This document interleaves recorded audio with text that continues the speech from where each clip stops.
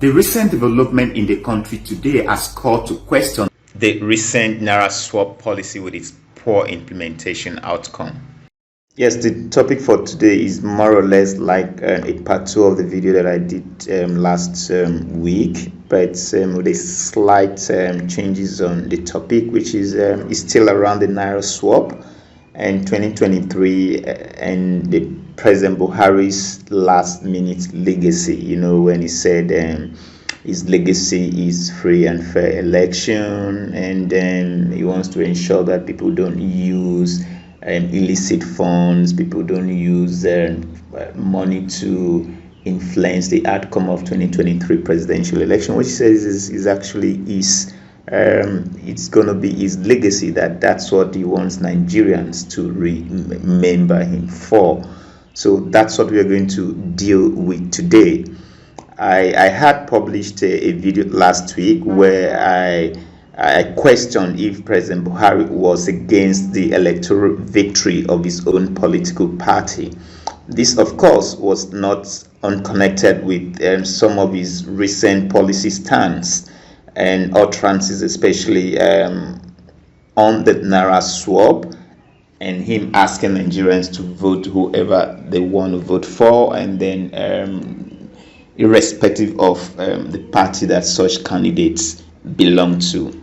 Of course, many saw this as the president's disinterestedness for his party victory come 25th February 2023. As earlier said in the part 1 of this video, that I am not opposed to this Naira redesign policy, but when its implementation is coming up with unintended consequences such as the biting scarcity of the Naira, when people can't access the funds in the various banks, when the POSs are making a queue for recharging as high as 3,000 Naira for a 10,000 Naira withdrawal, a complete outright non-availability of cash in the ATMs and even the POS now, and throwing the whole country into a violent protest, as can be seen in Edo State, Ondo State, Akwa Ibom State, in fact, almost in all the states of the Federation. It is only commonsensical and indeed imperative for the government to pause such a policy and review its implementation. Welcome to my channel, Shini's Digest. I welcome on board my new subscribers and appreciate my returning subscribers. This is the channel where we get to speak out and say it as it is. Today, 17th of February 2023, live at Ojota, Lagos State is on fire. Ojota, everywhere have scattered. Ojota, soldiers everywhere. They are shooting seriously. UBA or run. What is going on in UBA? UBA or run. UBA is on fire. UBA or run is on fire. UBA or run is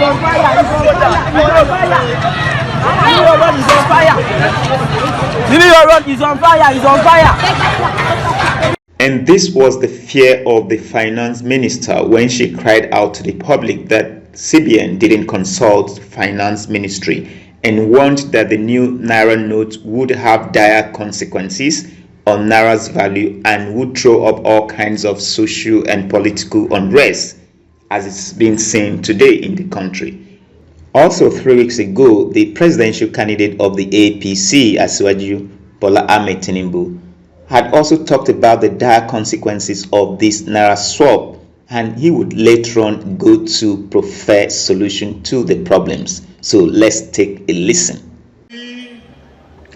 We told you earlier, they think they can cause crisis by sabotaging fuel distribution, whether there is fuel or not, whether motorcyclists or tricycle work or not.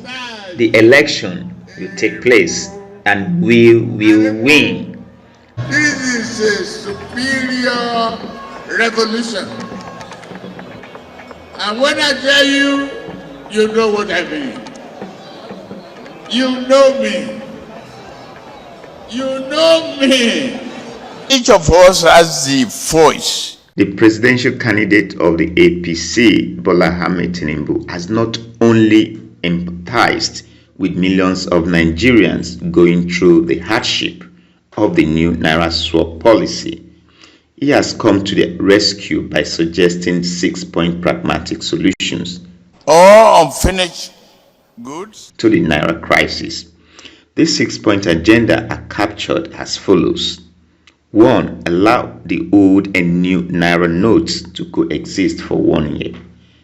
2. Immediate suspension of the associated charges on all online transactions. 3. Bring in fintech companies with capabilities into the currency swap program for the next 3 months. 4. Mobilize all money deposit banks, payment platforms to show clear commitments. 5. CBN, NOA, and others should commence enlightenment and sensitization campaign. So I am by no means saying this policy is not a good policy.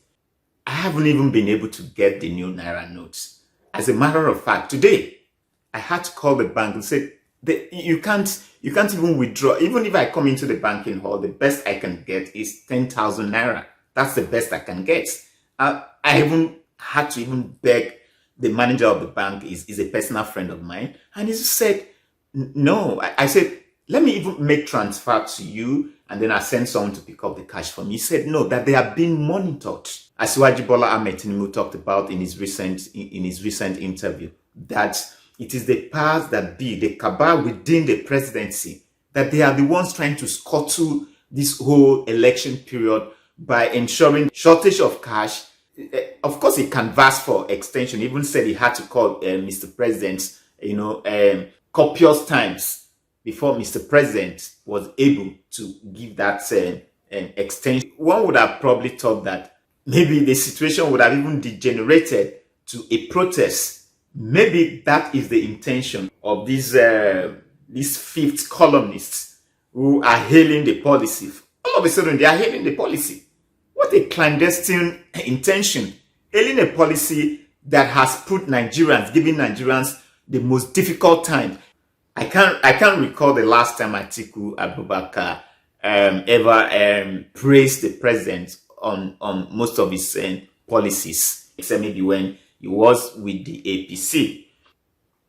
This scarcity of the Naira notes, and Alhaji Atiku Abubakar has come out to say it's the best policy, that the government should not listen to those who are calling for extension of the old Naira note, will still be a legal tender, that they are election riggers and that they are the vote buyers.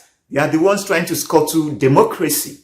This is coming from Atiku, making it look like the people that can even be responsible for maybe vote buying, rigging of election results, maybe they only belong to the ruling party, not the PDP. I know the enormous support the APC presidential candidate Asiwaju Bola Ahmed Tinubu gave to President Muhammadu Buhari in 2015. And shortly after the president won that election, Asiwaju Bola Ahmed Tinubu was sidelined. Yet in 2019, when it was obvious that they needed his support in order for the president to clinch his second term in office, the Jagaban was approached for yet another support for Mr. President. Of course, I actually witnessed an interview on TVC where the wife was really not so happy that he even told the husband not to support the presidential ambition of Mr. President for his second term in office. She said it was open. She said it because they say shortly after the victory of Mr. President in 2015, the husband was sidelined. I was hurt. Right. What they did to my husband after the campaign. Right. He didn't say a thing. Right. He did not say a thing, but I personally, as his wife, and with the things I did too, we were running 3 campaigns in my house. Yes. And for him to be trashed like that, but I saw somebody who has love for this country. Right. I said, you are still helping out? Right. Why are you helping out? We said, this country matters to me more. Of course, you watched You watched that famous interview granted at Abeokuta in Ogun State, where he said that then the president he tried the first time, he failed. He tried the second time, he failed. He tried the third time, and he failed until he stepped in, galvanized the Southwest, and then the president eventually was able to, was able to be elected by that support. So now this is his time. This is his time. He has said it. He wants to be the president. If I want something, I say I want to be. I don't see why people are casting aspersion on him when he said he wants to be the president. That is his ambition. We all have ambitions. We all have our various ambitions, what we want to be, what we like to be. So why are we crucifying him for him voicing out that this is what he wants to be? I don't see anything wrong with that. So if he comes out to Nigerians, to the president, that he wants to be the president. So I feel that one good turn they say deserves another. So he should. I feel. I just feel the president should, in the same token, the kind of support Aswaju gave to him, he should also give that support back to him. It's as simple as that. No question asked.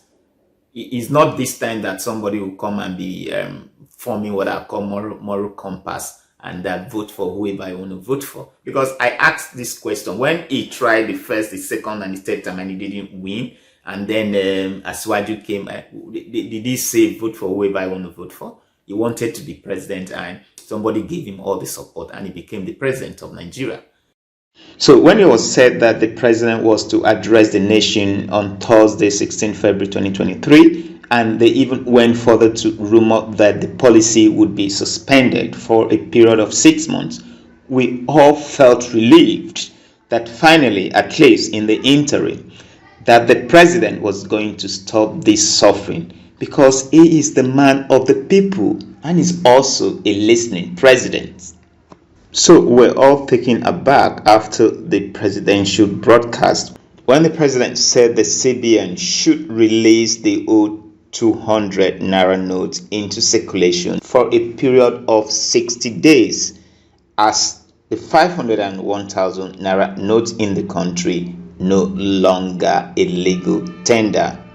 This was really unexpected from the president, considering that this goes awry from the Supreme Court judgment that all 200, 500 and 1,000 Naira old notes should remain legal tender until the determination of the suit. So where the president said as an administration that respects the rule of law, that he has also noted the subject matter was before the courts of a land, and some pronouncements have been made on the matter.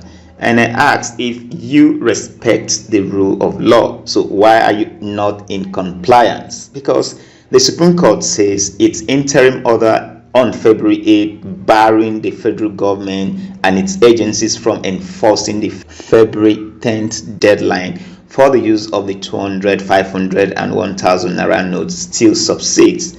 And that was an order, an interim injunction restraining you, Mr. President, yet you overruled it. You have indeed, Mr. President, put yourself in contempt of this court order. I had said that the president's policy stance appeared to be against its own political party, the APC, in turning the people against voting for the APC. And like I said earlier, this would definitely have dire consequences on the electoral fortune of Asiwaju Bola Ahmed Tinubu, who is the presidential candidate for the ruling party. So I don't know, I ask, so is the president against his own party?